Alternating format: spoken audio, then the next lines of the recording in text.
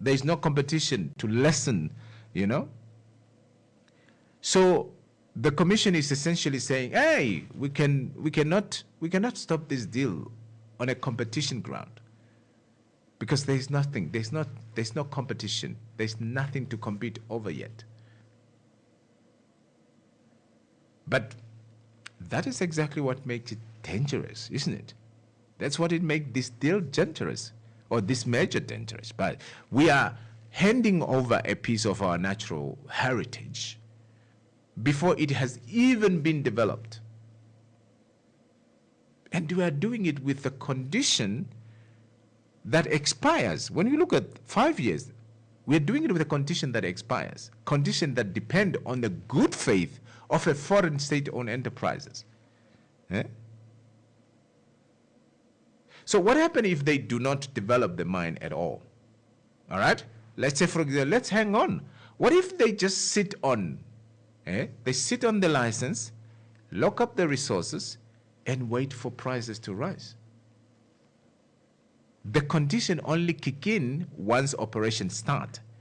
So if the mine never start, the condition means absolutely nothing. The condition means absolutely nothing. All right? Very good morning to you. Good morning, Mike. How are you? Good morning. Good morning. How are you, Mike? I'm fine, and yourself? I'm good. Mike, I have a question to the commission. Just hold on quickly. Just speak up a bit, ne?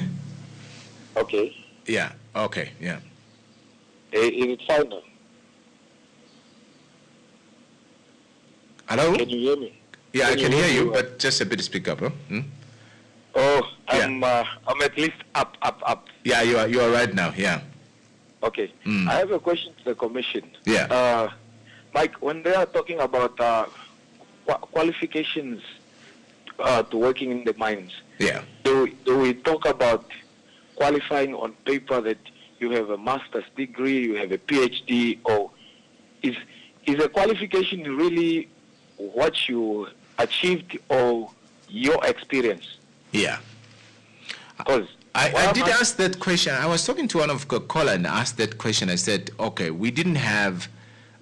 now we have been mining for 50 years, but some people might have a qualification, but hasn't the experience at all. Yes. Yeah. So that's the question now. Because if they are talking, I don't know if I missed, I don't know what percentage you talked about from is it the 80% of the general workers? Yeah, 85% in the 3 years and 90% in 50 years. Yeah. Now, to those that are qualified to work in mines, yeah. these will include engineers, mining engineers, and geologists, and so on. Yeah. Now, if these people don't have skills to achieve what the Republic wants to achieve, yeah, are we really going to have them at that workplace? Yeah, even the good question actually you're asking is that, so we put up the number, but have we prepared, do we have that number? You know, let's say for example, that mine require 1,000 employees. You know, do we have then 1,000 employees that are actually qualified in the area that is needed in the mine? You may have that we want 85% Namibian, but if you don't have them, you still actually, you want, then the company will say, no, I will hire people from outside because you don't have the skills. Yes, yeah. That's the thing, because it's only the skill that needs you to do the better job. You can have a qualification, but if you never practiced on it, reading and writing won't employ you, but practice will employ you. See, there's somebody else who can do the job better, but doesn't have the qualification from school. Yeah.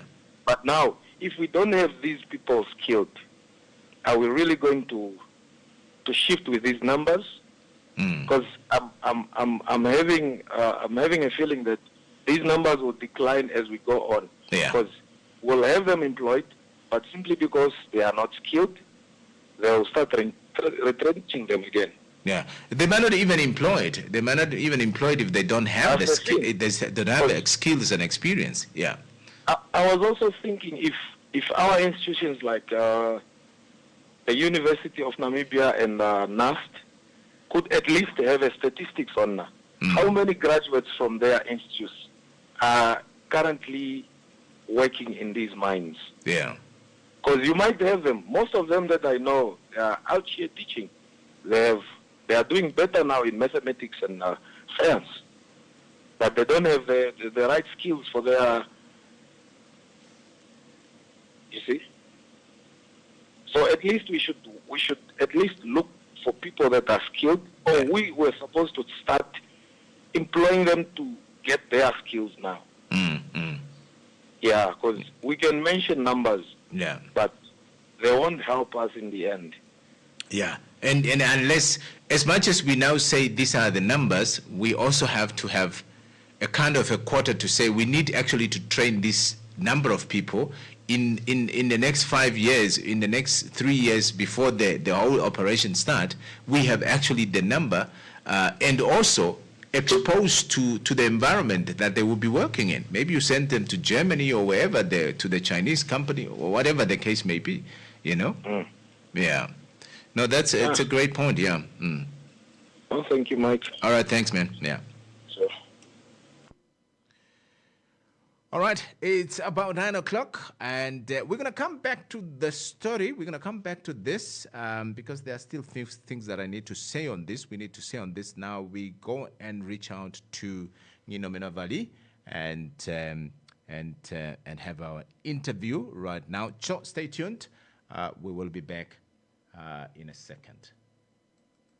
Omutiha gutekirwa kaguna matina omjo chikao shafathana na nalonge shifa ya ishiwike moshiwana iye moyao ota ingongotisa mwene anange shifa ya Namibia ompito ombwana wa olonjika zeithani na omayakuro nilandithomwa yoe yonge shifa yoe okupitira mo Eagle FM Media House ngoe twende tuimemeha ukakombanga nena kara omukwashipareki guimwepo yomo programa dhetu moambo dhengera Selma konora 81 oneyali Eagle FM the eye. My friend, why do you seem so worried?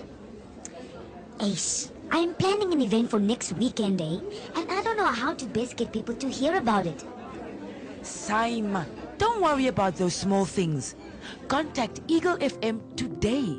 Eagle FM has a dedicated team that can travel anywhere countrywide to broadcast live at any event such as a promotion, organizational launch, anniversary, wedding, funeral, political or traditional and church events, and basically any event that you wish to broadcast on a national level. Call them now and talk to Monica at 081-270-3727 or the office number 083-288-400. Eagle FM, the eye. No matter where you are, if you have a mobile device, you can tune into Namibia's #1 talk radio station by downloading the Eagle FM app on the Google Play Store or on the Apple App Store. Download the Eagle FM app to tune into live Eagle FM programming or to listen to podcasts of previous broadcasts. Eagle FM, Namibia's #1 talk radio station. Omutiha gutekirwa kaguna matina omjo chikao shafathana na nalonge shifa ya ishiwike moshiwana iye moyao ota ingongotisa mwene anange shifa ya Namibia ompito ombwana wa olonjika zeithani na omayakuro nilandithomwa yoe yonge shifa yoe okupitira mo Eagle FM Media House ngoe twende tuimemeha ukakombanga nena kara omukwashipareki guimwepo yomo programa dhetu moambo dhengera Selma konora 81 oneyali Eagle FM the eye. My friend, why do you seem so worried? Ace, I'm planning an event for next weekend, and I don't know how to best get people to hear about it. Saima, don't worry about those small things. Contact Eagle FM today. Eagle FM has a dedicated team that can travel anywhere countrywide to broadcast live at any event such as a promotion, organizational launch, anniversary, wedding, funeral, political or traditional and church events, and basically any event that you wish to broadcast on a national level. Call them now and talk to Monica at 081-270-3727 or the office number 083-288-400. Eagle FM, the eye. All right. Welcome back. And a very good morning and welcome to Unpacking the Day. Now, today, we're asking a question that could shape Africa's future for decades to come. So, the money is flowing into Africa, but where is it going?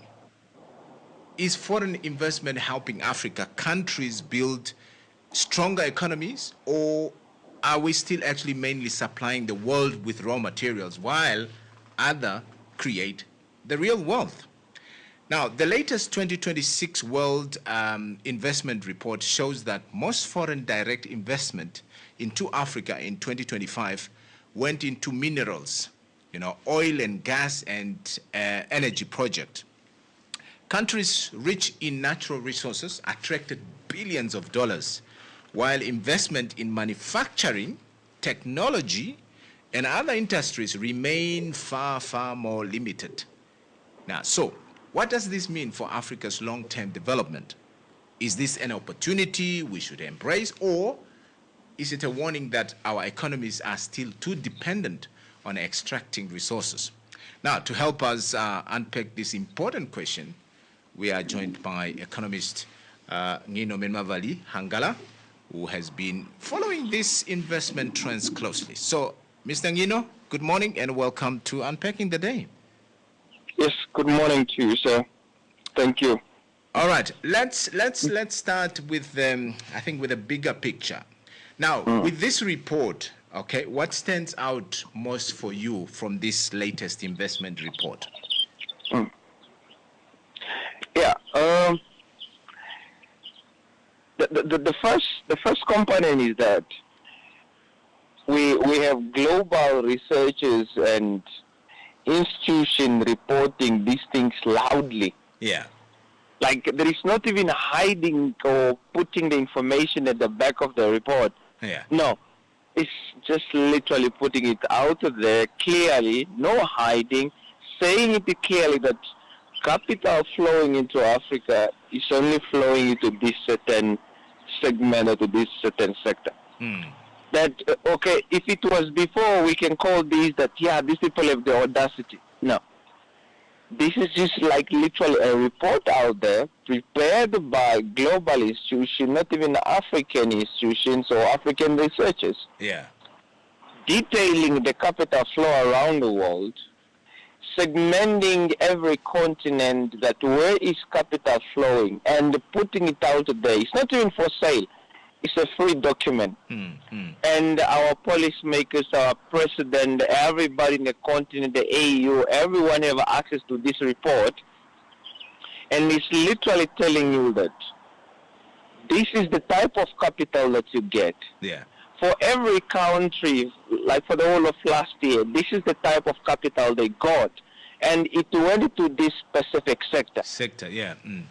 So that is actually one of the most outstanding thing, or the most important thing in this report, and the fact that it's available to our policymakers and to everybody in the continent.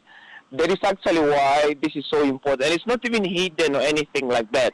So that is actually the most very important thing about this report and how it is presented. Yeah. So now, you have investors still actually prioritize minerals and hydrocarbons over the other sector. So how much of this is because the world needs more critical mineral for green technologies like electric cars, batteries, renewable energies? Yeah. I think, let us start here. It's not even at the investor level. Because where does the investor come from? The investor comes from a certain country, right? Yeah. And when they come from that country, they assess what do they need internally in their country. And that actually, capital move with intention. You know, at school we are being told that it's a free market. The capital is looking for return. Capital, no.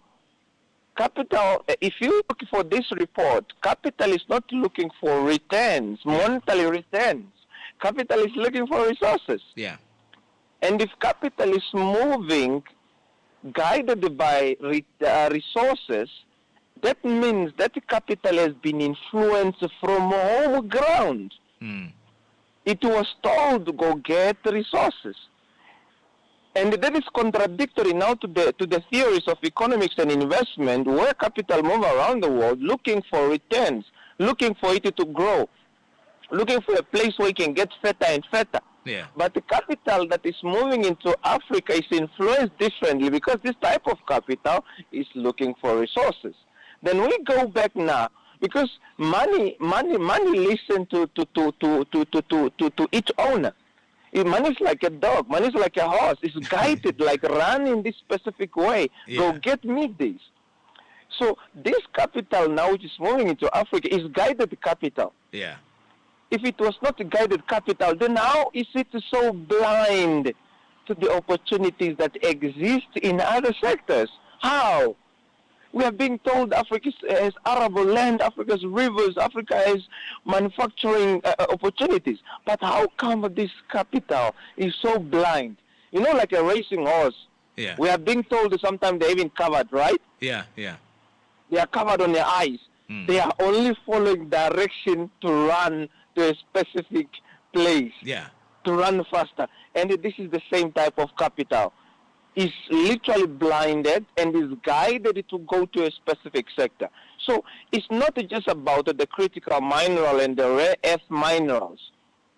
No, we have to talk to the underlying core, which is actually that this is guided capital. Capital which has been sent with a mission to go find something. So I know the conversation is elevating to say that the critical minds. No. Yeah. Like what you said again, it's still resources. Whether it's hydro, whether it's mineral, is still raw material oriented type of capital. Yeah. Now, do you think Africa's heavy focus on mining, oil and gas, do you think that will help the continent grow in the long run, or could it hold us back? Do you think that could hold us back? No, we are not focused on mineral. We are not. We are not focused in anything. Yeah. I'm just restructuring your sentence because people are thinking that we are driving this. No. You cannot drive something that you're not investing in yourself. You cannot drive something that you're not exploring yourself. Yeah, but when you talk about our economic growth from GDP and all that, that's where our focus is. No. Yeah. And that is how people frame it. That is a wrong framing. Yeah. We are not. Namibia is not focusing on any mineral at all. No. It's just the people or the capital which is coming is the one which is focused on mineral. It's not you. If it was you, you will own a mine. Yeah. You don't own a mine. You don't own any EPL. You have 10% in every EPL or whatever that are functional. So your focus as a country is not on mineral. So that is a wrong interpretation people keep saying. It's not you as a country, as a continent that is focused on a mineral.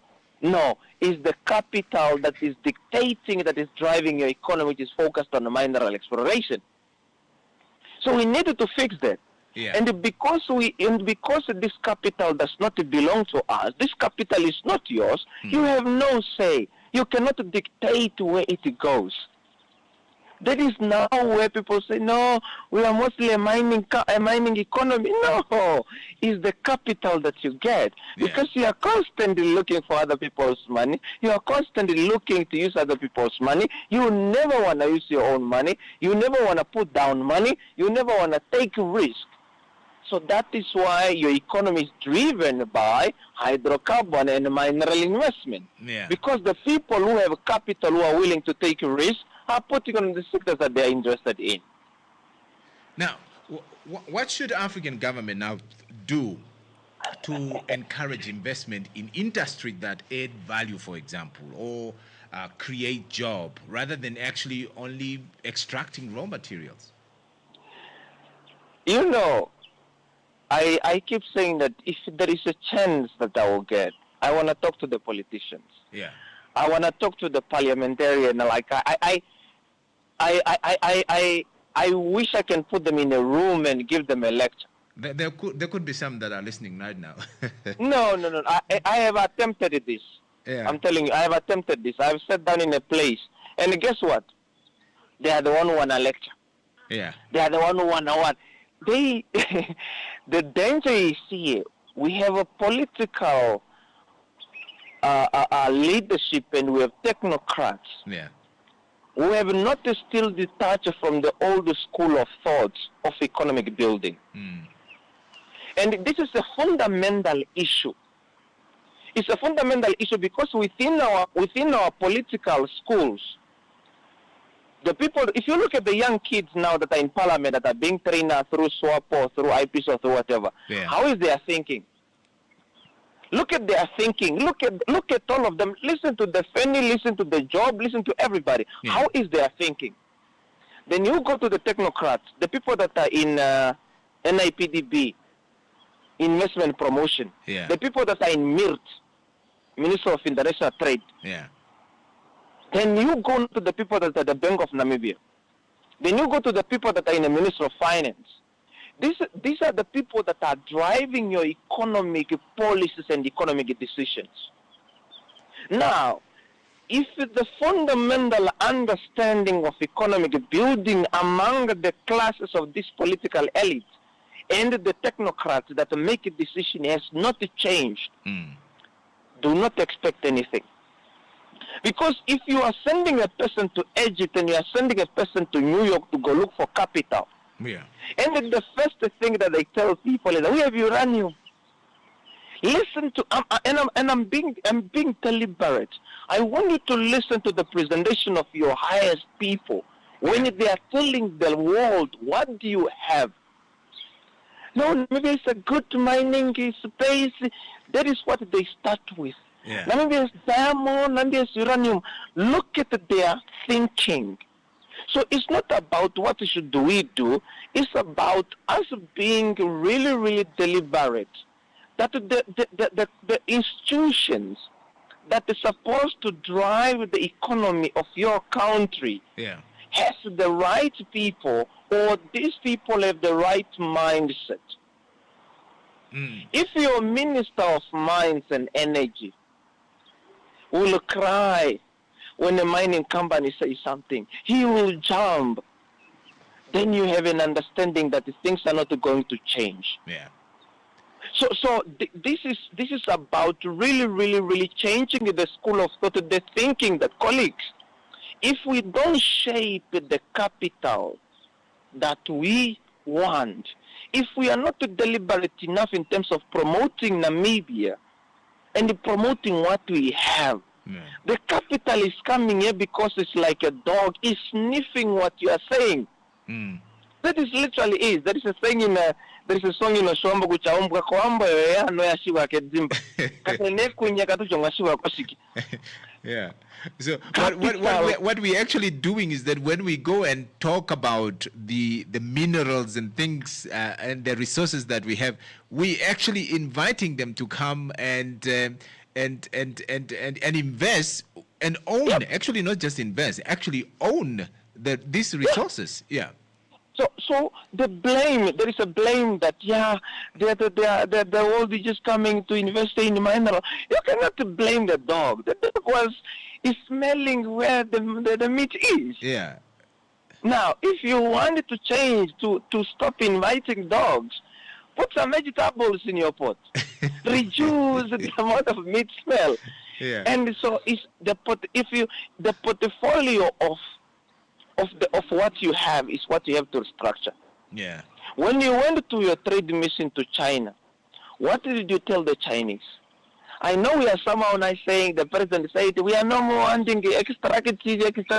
Okay, cool. That is okay. The rhetoric is okay. Now, move within your structures. more within mine, more within Bank of Namibia, more within finance, so that you create a platform and institutions that will support value addition. Yeah. Because, Mike, there is a difference. You standing on the podium and telling the world, we want only now capital that add value, that to process. Okay, cool. Then I'll say I have 10 million. Then I come to Namibia.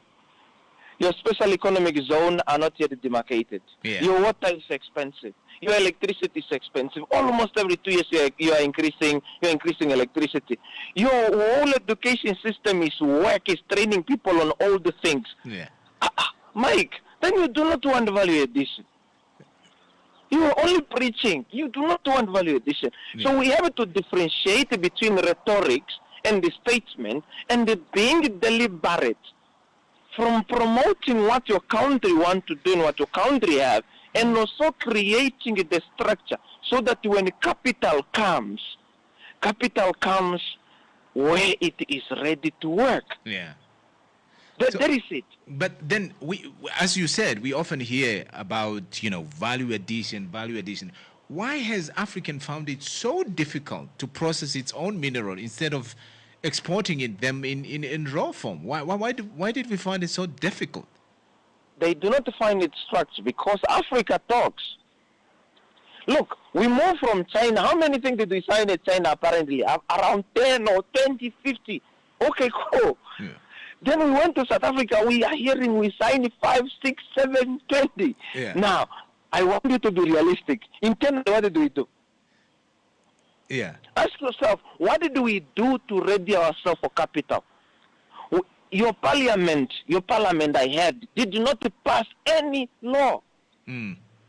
Did not pass any law. And if you look at any law that they have been talking about, gay rights, marriage things to break down society, all of these things that have no connection to commercial matters. Yeah. So now I want you to link the two. You signed 10 whatever agreement in China, you went to South Africa, you signed 5. Yeah, let's celebrate.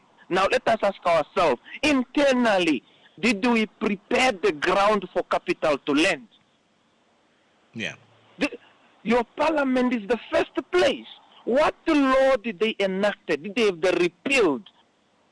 Under the Minister of Mines, under the industrialization, within the telecommunications sector, within the electrical sector. Which law, which policy, which fund, which mechanism, which support did they come up with to support industry apart from the youth fund?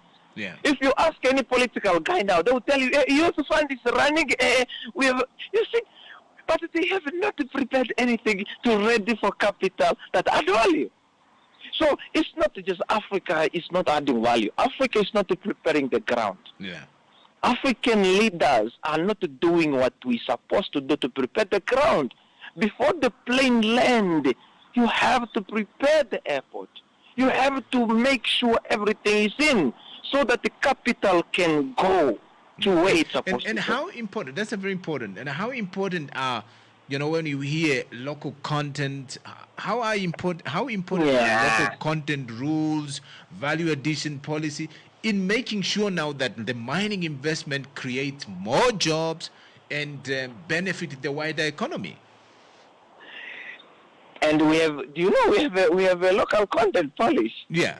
It has been with cabinet, it has been with the parliament. We have a special economic zone.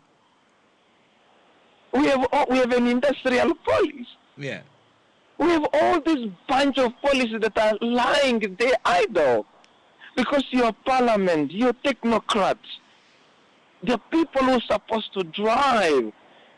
I am puzzled. I do not know. Because there is a disjointment between your political rhetoric and the agreement that you are signing and your intentions and actually doing the real work. The technocrats and the political and the parliament, these are the farmers. And you as a farmer, before you plant the seed, you prepare the ground. Yeah. And what is your parliament doing? What is your cabinet doing? What are the institutions that are given the task to prepare the ground doing? Yeah. In ensuring that electricity is cheap, in ensuring that water is cheap and is distributed at a commercial level. What are your municipality doing? Ask the City of Windhoek. City of Windhoek, how many industrial plot that you demarcated that you have serviced, that you can say, please, if you are producing potatoes and you are washing potato, you are storing potato, we have industrial land available. Ask Ondangwa, ask Osakati, ask Walvis Bay, how many industrial plots do they have right now in place that are ready for capital to come and process? Because you cannot tell me that you go process uranium, but you have no industrial space where to put my uranium drums, where to actually store my uranium. Then you are not ready. Do you think okay, let me put it this way. You're putting a wrong person in a wrong position to make a wrong decision. What I'm trying to say is that we actually have politicians actually making economic decisions, and that could be a problem, isn't it? We look at the friction between the Competition Commission and the Minister of Mines. And I'm not blaming Tate Amsa, because I'm sure that the Amsa has been told by cabinet. Yeah. Look at the friction between the two. Now I'm even confused. Must I listen to Competition Commission or must I listen to the Minister of Mines? Who is right? Yeah. If you look, okay, then we can ask ourselves, can we go within Competition Commission? Do they have the technocrats and the researchers? Yes. Can we go to the Minister of Mines? Can we go to cabinet? Who told them? Who advised them? Yeah. We do not know how many researchers do they have. So now it's a very confusing space where you have some institutions that are empowered to drive the economic direction. Then you have a political elite. You have the president, and you have the cabinet. Then now they are making different decisions. They are contradicting one another. They are not talking to one another. So I do not want to say perhaps we have wrong people in place. We just have our priority and aspiration differently. Yeah. Because remember, there is a difference when you have a vision. When you have a vision in a direction that you want to go, then somebody comes from the political side that is politically incorrect. We cannot make a decision based on political incorrectness. Yeah. We can't. The country vision will never be achieved. Because if you say we want to produce cement, so we will do whatever needs to be done to make our cement competitive. Whatever needs to be done. But the only danger is here, don't make any political decision, because it's not sustainable in the long run. If you give people political subsidies, if you give any industry political subsidy, they are not going to be sustainable and competitive even tomorrow. Yeah. Surround them and create an environment that to make them competitive.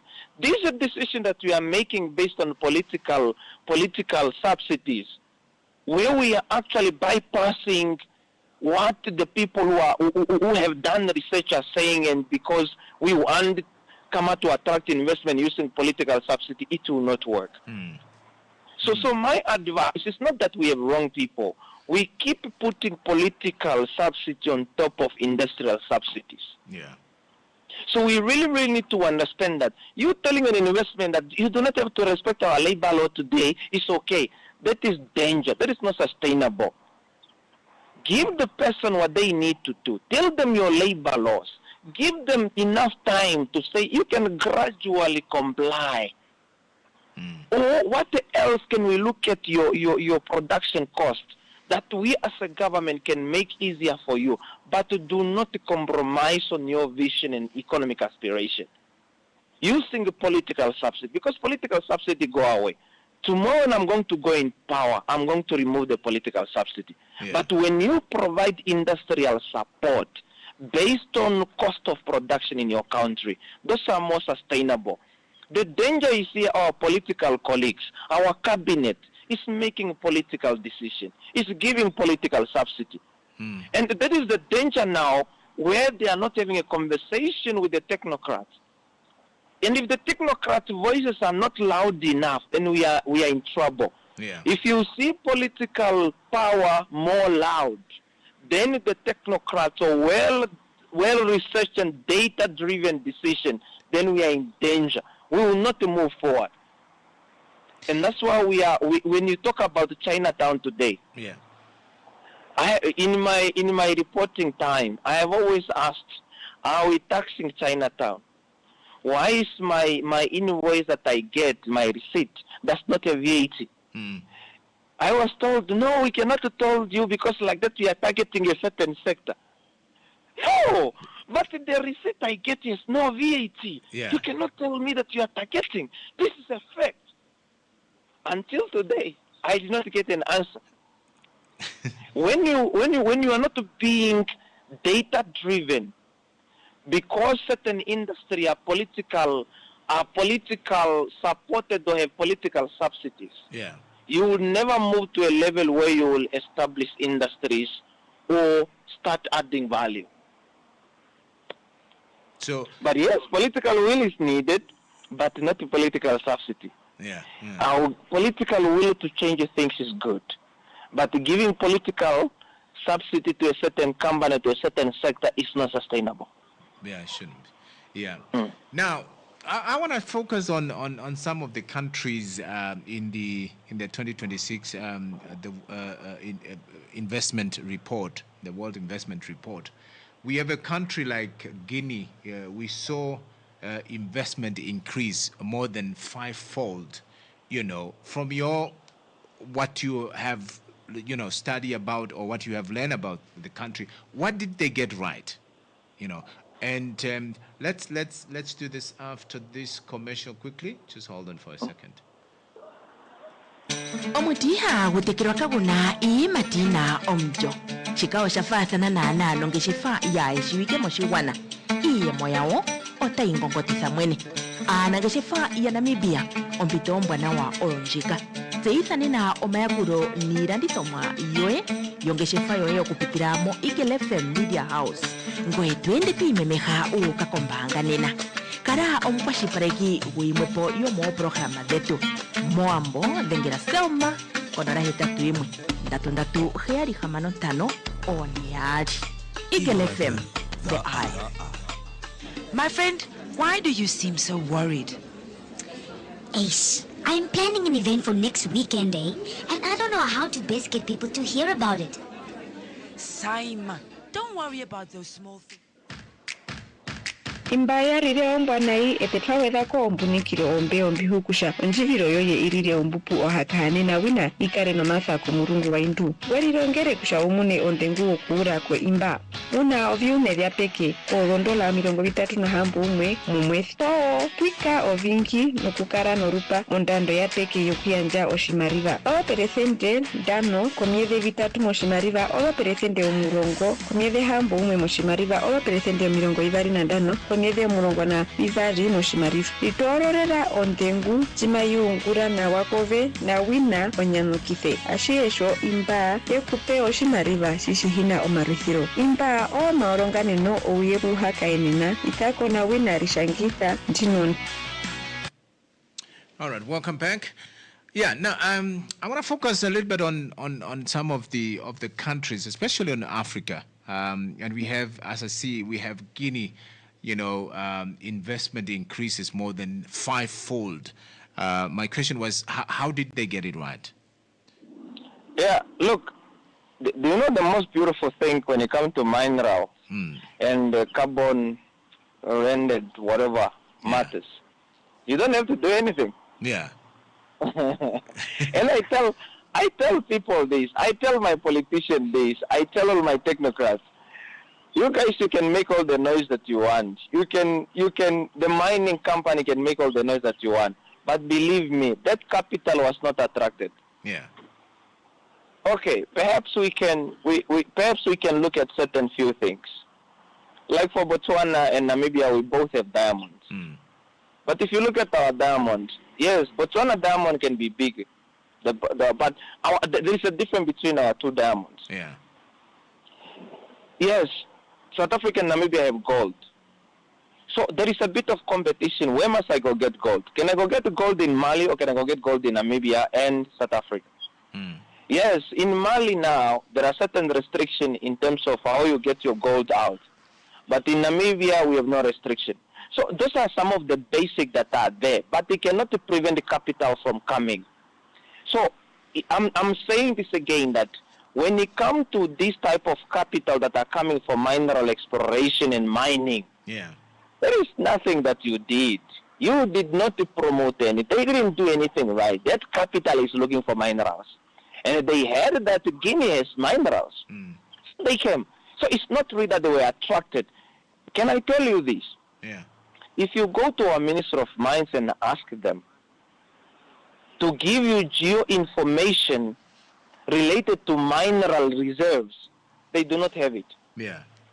So then how does a person say that, no, we have attracted? You have not attracted when you do not know the level of reserve that you know. The Canadian companies know where the things are. They are the ones who are doing that, they are attracting.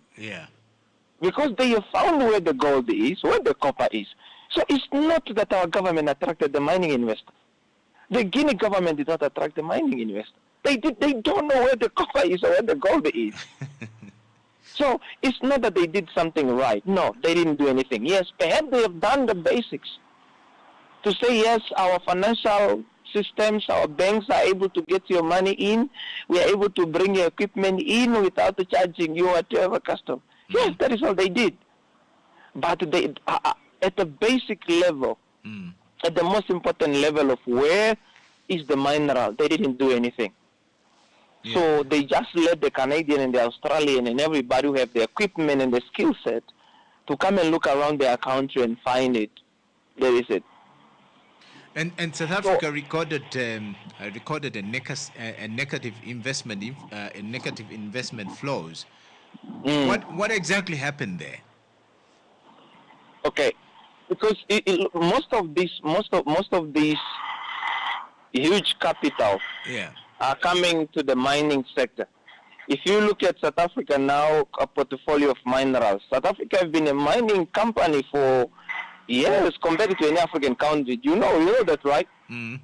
All of us in Southern Africa have been going to South Africa to mine. Yeah, exactly. So it's just a matter of periods. In terms of other African countries, they have not been explored compared to South Africa. South Africa has been explored critically. Their mines are now underground. And mining underground can be a bit expensive compared to others. So we are now looking at the reserves that are mostly outside. But again, if you look at the South African financial market, it's so deep. It's so deep, it's so well developed. So these guys, they are using direct investment. Remember, it's foreign direct investment. This is like literally me carrying a bag of cash and coming to invest.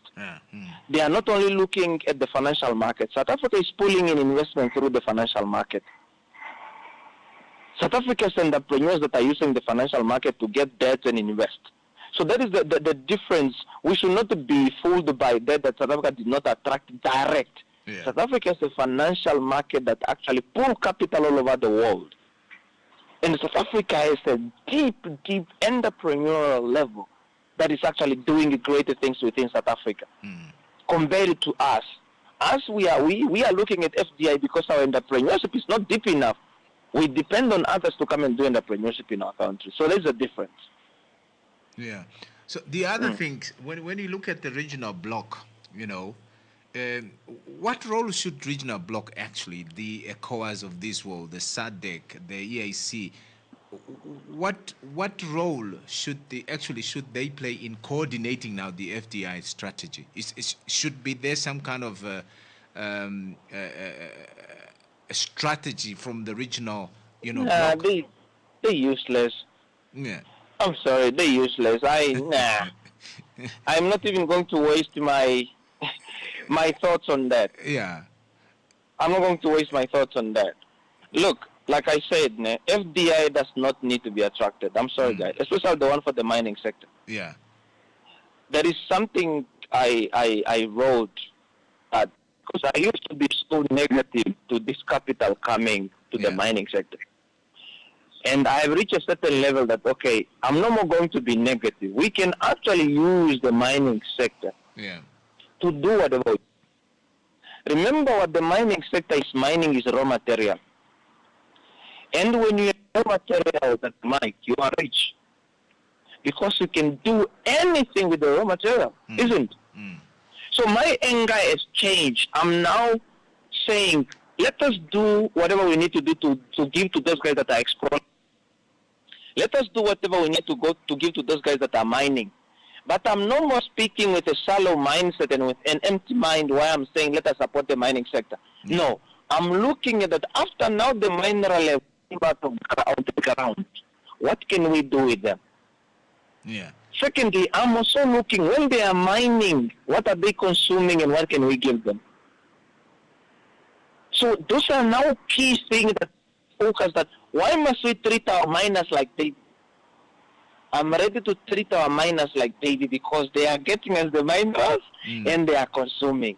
Now it's up to us, the consumables that they are consuming when they are mining, and also the raw material that they are getting off the ground. What do we do with them? There is now the economic anchor I'm looking at, and why I'm saying I will support the mining colleagues. I will ensure that they come in and do whatever they need. My concern is the output that they get out of the ground. My concern is what do they wear, what do they eat, which electricity they use, and how my local entrepreneurs can take advantage of that deliberately. Yeah, but it looks like when we bring in foreign money for mining, for example, we seem actually to lose control of our natural resources. We don't lose control. That Mike, we have no use of anything. What must I do now? Look, if you go to Rosing, the pile of yellow cake is there. Yeah. Bannerman was looking for off-takers. You know, Bannerman is starting in 2028 or 2028 to mine uranium, right? Yeah. They were looking for off-takers. That we want people who can buy our uranium oxide. Yeah, and then now the CNNC, you know, actually. And now China came in. Yeah. So you are not losing control at the mic. You don't want the raw material. This is not losing. Yeah, I used to think the same way that, okay, they own 20% of the mine. Okay, cool. But actually they do not own the output. Yeah. The output can go to anybody who's willing to sell. Yeah. Anybody who's willing to sell. Right now, it's up to us to be strategic. Do we want the percentage share of ownership in a company so that we can benefit from the profit and the revenue? Yeah. Or can we look at the mine? Can we look at the mineral that we can add value, that we can beneficiate, and tell every mine that we want 20% of overall output? Secure it, put in a contract. Yeah. Can I tell you one thing that Germany did right? We just think Germany is supporting green hydrogen. No. This is what we signed. Germany said, we will support your hydrogen sector. Yeah. All we want is not ownership. We just want to secure supply of hydrogen. That is it. We just want at least 10% of your supply. So Tata Mike, we have to change the conversation. It's not just about owning 10% in Rosing or Bannerman. If you are really, really, really serious about the beneficiation and value addition, secure supply. This is what China did to Bannerman. Yeah. They secured supply. That is what they did. You mentioned the green hydrogens there. Is from the way I'm looking at it, the green energy transition, the green energy transition, should that not be Africa's chance to industrialize, or is it another opportunity where others take the value while Africa actually supply the resources? Because we have the resources. Look, a chance depends on what you can do about it. Yeah. Or what you can do with your resources that you have, yeah. Yes. A change is what you can do.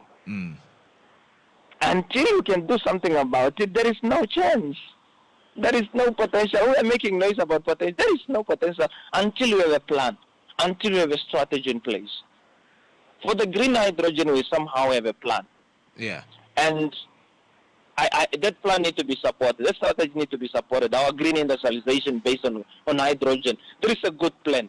Whether we like Nyupe or don't, I'm always going to really, really appreciate James Nyupe because he came up with a strategy. Yeah. Not just to export, no, but also to build a certain industry for value addition. Yeah. And I keep telling people that we should move in the same direction with every mineral. Have a strategy. Let us look at the hydrogen strategy, how they did it, and we can do the same thing with every mineral. Have a plan, my guy. We cannot keep talking about potential and potential when there is not even a strategy. Yeah. For hydrogen, we can say there is potential. Why? We have a strategy in place. We have a strategy in place. We are even coming up with a law. We are even coming up with a policy. We even looked for funds. We are even mobilizing funds. There is a plan at Tatemaic, not a potential. Yeah. Now, overall, when you look at African countries, should African countries compete with each other for investors? Because that could be an issue as well. Or should they work together under this bloc that we have, regional bloc, or under AU? Yeah. These are people of making statements, man. AU and others, useless bodies. I'm sorry. SACU is more stronger than AU. I will not look up to AU for anything. Yeah. Until we change the leadership, until we change, there is, I don't want to say bad things, but looking at Western Africa and others, they have such a very, very Western-oriented thinking. They are thinking it just, no. And they've been dominating the leadership of AU. I'm even starting to propose that the new leadership of AU need to come from Southern Africa. Yeah. Because if you look at the energy of Ramaphosa, if you look at the energy of Bako, the Botswana guy, if you look at the energy of even Mnangagwa, guys, look at the moves Mnangagwa is making. It's a little because we report bad on him. He's making good economic moves. Yeah. So, and if you look at Zambia, I think the leadership of, if you look of Tanzania, there is some, their leadership is a bit different looking compared to Western and Eastern and Southern Africa. It's just different. So that's why, for me, no. Yeah. But for SACU and for SADC, I think they can make it different. We have a quick commercial and then we will round off. Yeah? Just hold. This winter, Washamba Mall is turning your shopping into winning. Spend 200 Namibian dollars or more at any shop in Washamba Mall and you could win a 500 Namibian dollars shopping voucher every Friday. The more you shop, the more chances you have to win. Don't miss out. Visit Washamba Mall in Ondangwa from 3rd to 31st July 2026. Shop, enter your till slip with your name and number into the competition box located in the mall and stand a chance to win a shopping voucher from Washamba Mall. Don't miss our lucky winner live draw on Eagle FM every Friday from 1500 hours. All right, don't miss that. Yeah, now say if you were, let's say for you were advising a Namibian policymaker today, what would be your top priority in terms of in this regard? I'm starting even to change my approach. I rather want to advise the EDs and the technocrats. Yeah. If I'm going to advise the politician, I would rather meet with cabinet. Our politicians, they're all over the place. I've never seen confused people. They're just there visiting and making statements. Yeah, we should do what? I don't know who they are telling if they're the one who are in charge. Just look at them. They were in Karas. They are now in Zambezi. They are just giving speeches.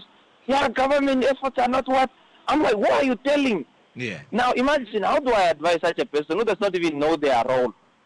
Yeah. You go to Zambezi, you think that you found the things that are not done. Now you are making statement that things should be done instead of actually giving a directive because you are the leadership. Yeah, exactly. Nah. I don't want to advise them. I really, no. Yeah, but the technocrats seem to be afraid. Seem to be afraid. They need beating. We need to put those one on the ice. As for the politicians, we should just chase them, all of them. Yeah.